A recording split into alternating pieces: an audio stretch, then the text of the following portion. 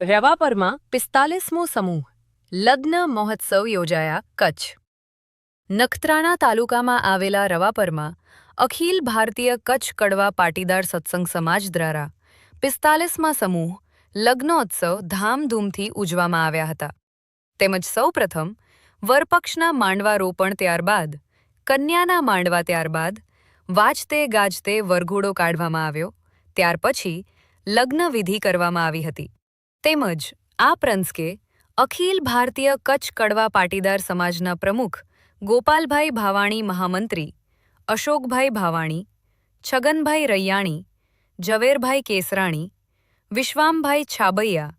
હરિભાઈ સુરેશભાઈ હસમુખભાઈ લીંબાણી મહેમાનનો આયોજન સમિતિએ શાલ ઓઢાડી સન્માન કર્યા હતા કેન્દ્રીય મહિલા સંઘના પ્રમુખ રમીલાબેન રવાણી કમળાબેન હડપાણી તેમજ જલધારા કેશુભાઈ પટેલ પ્રભુદાસભાઈ પટેલ તેમજ કેન્દ્રીય સમાજના પ્રમુખ ગોપાલભાઈ ભાવાણીએ જણાવ્યું હતું કે દરેક ઘરમાં દીકરી હોવી જોઈએ તેમજ કમળાબેન હડપાણીએ જણાવ્યું હતું કે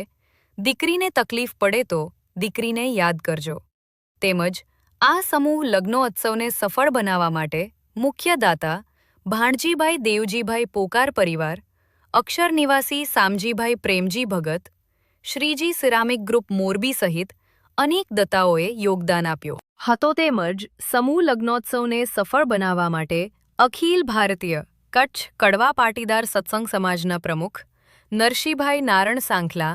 હરિભાઈ ભગત વિનોદભાઈ સાંખલા રામજીભાઈ નાકરાણી નરેન્દ્રભાઈ સાંખલા ધરમશીભાઈ ભગત તેમજ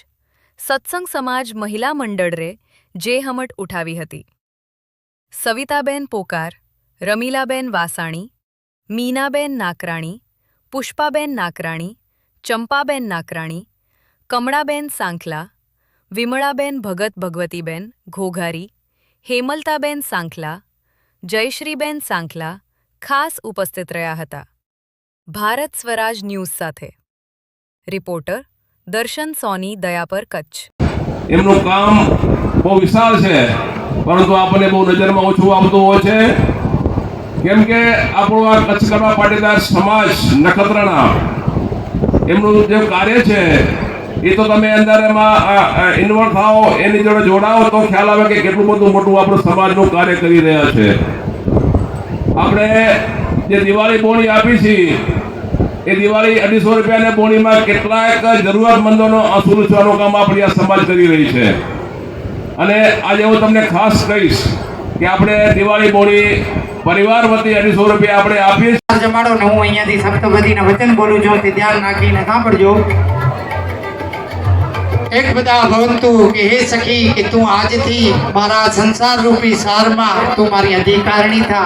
આવી રીતના જે પણ કાર્ય થાય એમાં જ્યાં સુધી આપણો પૂર્ણ સંયોગ ન હોય ત્યાં સુધી કોઈ કાર્ય સફળ પણ થતું નથી તો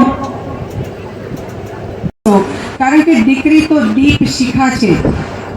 દીકરી ઉમરા ઉપર મૂકેલા દીવા જેવી છે એ ઘરની અંદર અને બહાર બંને તરફ અજવાળા પાથરે અને પોતાના જીવનને દીપાવજો એવું હું તમને આશીર્વાદ આપું છું કારણ કે જ્યાં સુધી આપણે દીકરી સમજીને આપણો સંસાર નહીં કરીને ત્યાં સુધી તકલીફ છે જ્યારે આપણે સમજતા શીખી જશું ને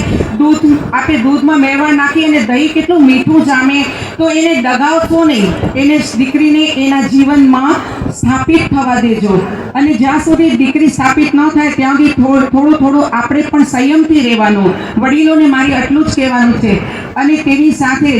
જ જ્યારે દીકરીને તકલીફ પડે ને ત્યારે યાદ કરજો કે આપણી વડીલ માતાઓને પણ જીવનમાં તકલીફ પડી હતી તો એમને કેટલું સહન કર્યું હતું તો આપણે પણ થોડું સહન કરશું ને તો માઓની જેમ આપણે પણ જીતી જશું અને આવા સુંદર આયોજનમાં વધારેથી વધારે સંખ્યામાં જોડાઓ અને આપણા આજે આયોજકોનું જે મેન કોઈ ન જાણે એમ બીજાને છેતરી જાણું તેવી અજબ ચાલાક બુદ્ધિ તનું મારે દાપણ નથી તાજથી થરથરતા હોય એવા ઉગાડાના અંગ ઢાંકી દીજો નકામાં મૃત્યુ પાછળ ખડકાતું મારે થાપણ નથી જોતો કવિતાના મર્મને સમજે ન મળે દાદ દેનારા એવી બેકદર સમાજનું મારે આમંત્રણ નથી જોતું આ છે ને આ કદરદાન સમાજ છે સાહેબ આ કદરદાન સમાજ છે અને શું સેવા કરે છે સાહેબ. મને હમણાં નરસિંહભાઈ એમ કીધું કે 200 કરોડનું દાન આ ધર્મસિંહ બાપાએ કર્યું છે.